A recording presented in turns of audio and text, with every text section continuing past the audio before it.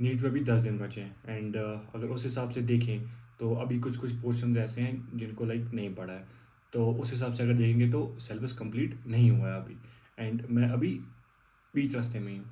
तो kind of इस point पर आकर अभी अगर 10 दिन में लाइक जो पढ़ा है उसी पे पूरा फ़ोकस करते हैं तो होगा प्रॉब्लम होगा। तो काइंड ऑफ उन चीज़ों को भी पढ़ना है जो लाइक नहीं पढ़ी हैं।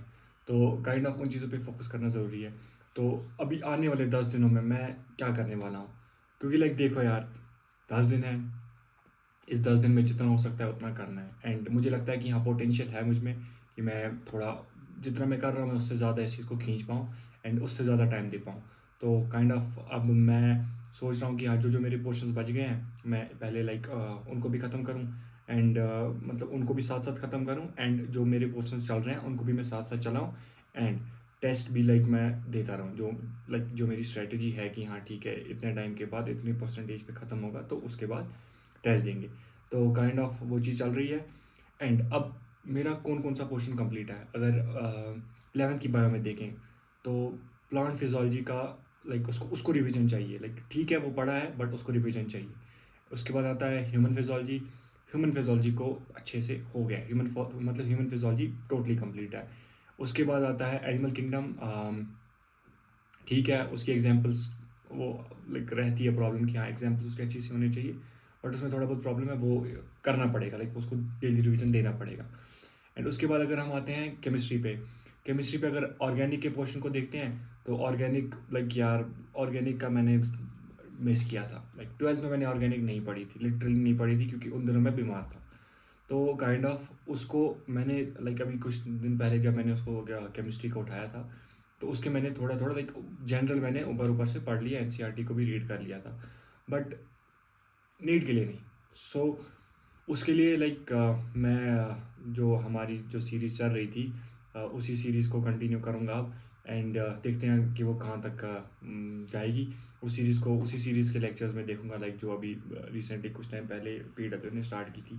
तो एक तो उसको मैं केमिस्ट्री को वहाँ से करने की कोशिश करूँगा एंड उसके बाद रहता है इनऑर्गेनिक लाइक उसको तो रिवीजन करना है क्योंकि इनऑर्गेनिक पढ़ा है इनऑर्गेनिक को वहाँ से करूँगा।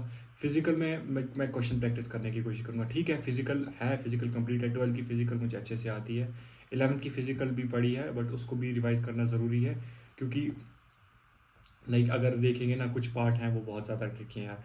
इक्विलिब्रियम और जैसे 11th का इक्विलिब्रियम और थर्मोडायनेमिक्स है मैंने वो बहुत अच्छे से पढ़ा 11th में लिटरली यार मुझे लगता है कि मैंने 11th का कोई भी मतलब उतने अच्छे तरीके से चैप्टर नहीं पढ़ा था जितना मैंने लाइक इक्विलिब्रियम और थर्मोडायनेमिक्स पढ़ा है। एंड मेरे राइट साइड पे नीचे वाला जो पोर्शन है ये इक्विलिब्रियम का है ऊपर वाला थर्मोडायनेमिक्स का है। तो अगर मैं कॉपी नहीं भी खोलता हूँ उसके बगैर भी मैं लाइक पूरा यहाँ से रिवाइज कर सकता हूँ एंड मैं इसको करता भी रहता हूँ। सो काइंड ऑफ इक्विलिब्रियम और थर्मोडायनेमिक्स उसको रिवाइज करना ज़रूरी है उसमें से क्वेश्चन भी अच्छे बनेंगे तो वो भी हो जाएगा। फिर आते हैं हम अपने बाकी जो फिजिकल पोर्शन बचता है 11th में क्योंकि 12th का तो फिजिकल पोर्शन क्लियर है ना।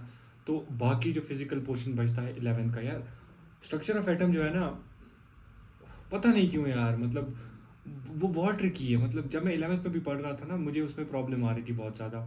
पता नहीं मेरे आसपास मतलब मेरा जो दोस्त था उसको नहीं आ रही थी प्रॉब्लम वो आराम से क्वेश्चन सॉल्व कर रहा था। मुझे पता नहीं क्यों। और लाइक न्यूमेरिकल जो क्वेश्चन है ना उसमें वो न्यूमेरिकल फार्मूला बेस्ड वो आ जाते हैं लेकिन जो उसमें बाकी मतलब स्टेटमेंट बेस्ड क्वेश्चन आते हैं ना उसमें मैं फंस जाता हूँ पता नहीं क्यों। लाइक जैसे वो लाइमन बामन वो सीरीज़ है उसमें मैं फंसता हूँ पता नहीं क्यों। लेकिन मैं बहुत बार रिवीजन भी किया है शायद वो माइंड में वो चीज़ रहती नहीं है काइंड ऑफ वो चीज़। एंड उसके बाद अगर देखा जाए तो उसकी उसका जो लाइक वो क्वांटम नंबर्स वो सब चीज़ें उनके क्वेश्चंस में पता नहीं क्यों लाइक मुझे नहीं लगता कोई कोई और स्टूडेंट उस चीज़ में फंसता होगा। अगर कोई फंसता है तो कमेंट सेक्शन में ज़रूर बताना। लेकिन मैं फंस जाता हूँ पता नहीं क्यों काइंड ऑफ है कोई ग्लिच है मेरे माइंड में कोई ग्लिच है। मैं किसी और को लाइक इस चीज़ का नहीं पता मेरे माइंड में कोई ग्लिच है। मैं उसको बार बार रिवीजन भी मतलब करता हूँ तो भी मतलब प्रॉब्लम आती है। तो उसके बाद अगर देखा जाए ये हो गया लाइक 11th का structure of atom mole concept और बाकी ये थर्मोडायनेमिक्स इक्विलिब्रियम ये चैप्टर हो जाएंगे। अब बचता है उसके बाद हमारा फिज़िक्स। देखकर फिज़िक्स का अगर हम जाते हैं मैकेनिक्स वाले पार्ट पे तो मैकेनिक्स वाला पार्ट सबको पता है कि हाँ वो थोड़ा बहुत ट्रिकी है उसमें बट हो जाएगा क्योंकि मैकेनिक्स वाला पार्ट पढ़ा भी है। तो वो लाइक उसका मैं अगर मैं देखूँगा 11th का जो मेरा ये है क्या बोलते हैं इसको घर वाले यार क्या कर सकते हैं जो 11th का लाइक मेरा जो लॉज ऑफ मोशन है, लॉज ऑफ मोशन मेरा अच्छे से कंप्लीटेड है full. Motion straight line, motion in 2D, ये दोनों अच्छे से कंप्लीटेड हैं। एंड उसके बाद अगर जाते हैं बाकी वर्क पावर एनर्जी में प्रॉब्लम है यार, क्योंकि लाइक वर्क पावर एनर्जी मैंने 11th में अच्छे से नहीं पढ़ा है। और वो क्यों नहीं पढ़ा है पता नहीं क्यों, लाइक शायद हमारे टीचर को उस टाइम पे कोई जोश आ गया था। They just wanted to wrap up the syllabus, शायद उन्होंने वहाँ पे थोड़ा बहुत पसला किया। बट समाओ चलो ठीक है यार, अब टीचर को ब्लेम नहीं कर सकते, जो हो गया सो हो गया।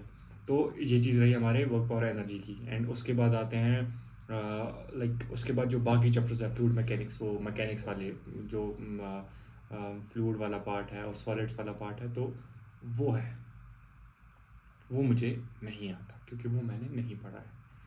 वर्क और एनर्जी का ये था, मैंने ठीक है उसके बाद उसके लेक्चर देख लिया था, ग्रेविटेशन, ये बाकी इनके लेक्चर्स देख लिए थे, तो ये चीज़ें हो जाएंगी।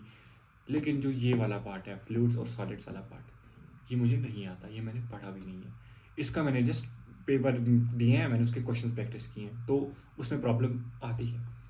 तो उसका मेरे पास कोई सलूशन नहीं है अभी, क्योंकि अगर अभी मैं उसको चैप्टर को कंप्लीट करने जाऊँगा तो वो प्रॉब्लम करेगा। तो उसके लिए मेरे पास अभी कोई स्ट्रैटेजी नहीं है। आई एम जस्ट लाइक अभी मैं उन चैप्टर्स को छोड़ रहा हूँ। कोई रीज़न, मतलब कोई ऑप्शन नहीं है ना मेरे पास। अगर मैं उन चैप्टर्स को करने जाता हूँ उतना टाइम मैं किसी और, मतलब 4-5 चैप्टर्स पे दे सकता हूँ उतना time he. So kind of उन चैप्टर्स को मैं फ़िलहाल टच नहीं कर रहा। उसके बाद बाकी चैप्टर्स जो आते हैं वो हो जाएंगे, वो ईजी हैं, उनको पढ़ा भी है, उनको एक अच्छे से रिवीजन देना है। बट हाँ, 12th का लाइक जो है, 12th का मैंने अच्छे से पढ़ा है 60%, तो वो मुझे आता है। एंड जो 40% बचता है वो मैंने जो बोर्ड्स के लिए पढ़ा था, क्योंकि वो लाइक जो मॉडर्न, मतलब जो हमारी लास्ट की मॉडर्न वाला पार्ट आता है, इसमें इतना मतलब वो इतनी टफ है नहीं। तो वो मैंने बोर्ड्स के लिए जब पढ़ी थी तो काइंड ऑफ वो उसी लेवल पे पढ़ी थी कि हाँ ठीक है, वो इसके साथ हो जाएगा। तो समहाउ 12th का कह सकता हूँ मैं कंप्लीट है। 11th पे थोड़ा फिजिक्स पे ज़्यादा फोकस देना है। तो ये रहा फिजिक्स का, केमिस्ट्री का। एंड बायो का अगर देखेंगे 11th का तो मैंने कह दिया। बाकी अगर रहा 12th की जो बायो है, 12th की बायो मेरी कंप्लीट है। एंड उसमें से इकोलॉजी वाला थोड़ा पार्ट बचा है, उसको मुझे अच्छे से रिवीजन करना है। एंड बायोटेक्नोलॉजी के लास्ट का लाइक जो पार्ट है, उसमें दोनों पार्ट्स हैं, उन दोनों पार्ट्स में लाइक रिवीजन करना ज़्यादा ज़रूरी है।